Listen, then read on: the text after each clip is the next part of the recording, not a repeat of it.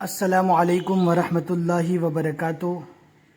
آپ کا استقبال ہے ہمارے چینل اردو کلاس میں۔ ہمیں امید ہے کہ آپ حضرات بخیر و عافیت ہوں گے اور اردو سیکھنے کے لیے اسٹیپ بائی اسٹیپ پڑھ بھی رہے ہوں گے۔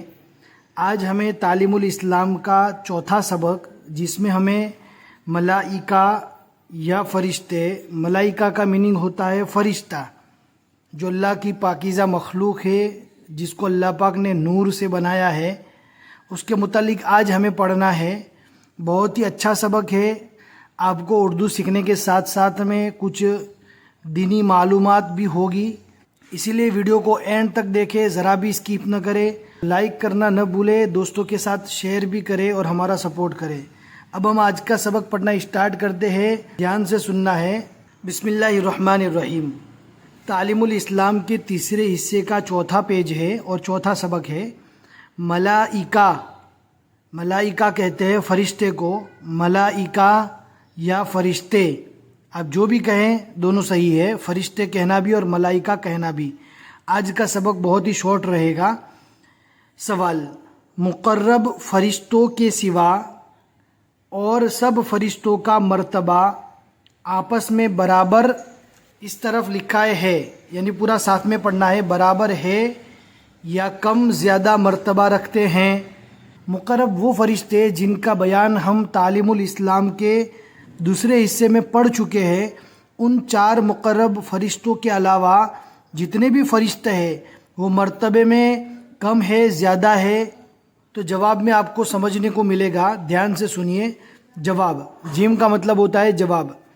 چار مقرب فرشتے جن کے نام تم تعلیم الاسلام کے دوسرے حصے میں پڑھ چکے ہو، چار مقرب فرشتوں کے نام جن کو ہم تعلیم الاسلام کے دوسرے حصے میں بھی پڑھ چکے ہیں۔ اگر آپ نے نہیں دیکھا ہے تو پلے لسٹ کو ضرور چیک کریں، وہاں پر آپ کو سمجھ میں آ جائے گا۔ سب فرشتوں سے افضل ہیں، وہ چار مقرب فرشتے تمام فرشتوں سے افضل ہے۔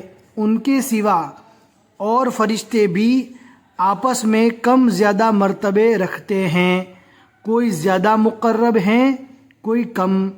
چار مقرب فرشتوں کے علاوہ بہت سارے جو فرشتے ہیں، ان فرشتوں میں سے کچھ فرشتے جو اللہ سے بہت زیادہ قریب ہے اور کچھ فرشتے ایسے ہیں جو کم مقرب ہے۔ سوال: الگ الگ درجے ہوتے ہیں فرشتوں میں بھی، جس طرح انسانوں میں درجے ہوتے ہیں اسی طرح فرشتوں میں بھی درجے ہیں۔ مطلب یہ ہے، سوال: فرشتے کیا کام کرتے ہیں؟ فرشتے کیا کام کرتے ہیں؟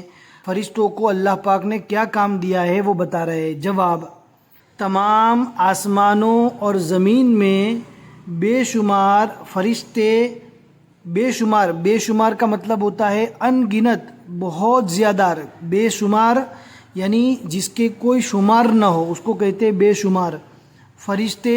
مختلف کاموں پر، مختلف کاموں یعنی ڈیفرنٹ کاموں، یعنی الگ الگ کاموں پر مقرر ہیں۔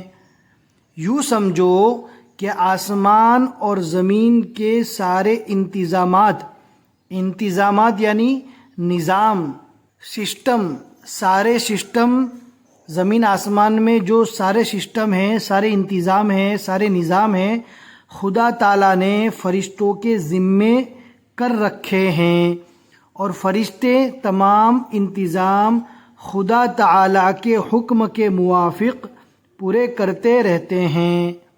یہ آج کا سبق ہو گیا۔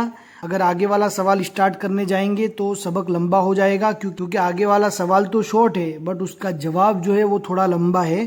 ہمیں امید ہے کہ آج کا سبق آپ کو سمجھ میں آ گیا ہوگا۔ دوستوں کے ساتھ شیئر کرنا نہ بھولیں، یہی ہمارا سپورٹ ہے، اور لائک ضرور کریں تاکہ زیادہ سے زیادہ لوگوں تک یہ ویڈیو پہنچے۔ پھر ملیں گے کسی نیکسٹ ویڈیو میں۔ السلام علیکم ورحمۃ اللہ وبرکاتہ۔